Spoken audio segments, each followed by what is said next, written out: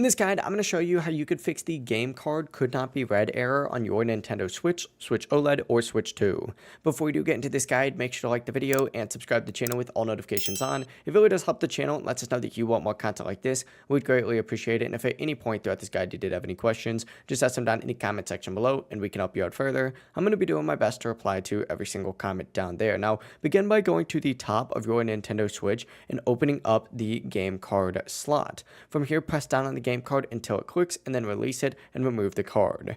From here, turn the game card over and look at the gold little connectors on the back. A common reason for this error is dust, dirt, or debris on these connectors themselves, so use one of the following to gently clean it. Use something like a cotton swab, a soft microfiber cloth, a soft brush, and just lightly wipe the connectors to remove any dirt. Do not use any water or harsh liquids. That will break the game card, so do not do that. But from here, open up the game card slot on the Switch itself and use compressed air or gently blow into it to remove any dust inside the slot itself. Make sure that there's no debris blocking that connection.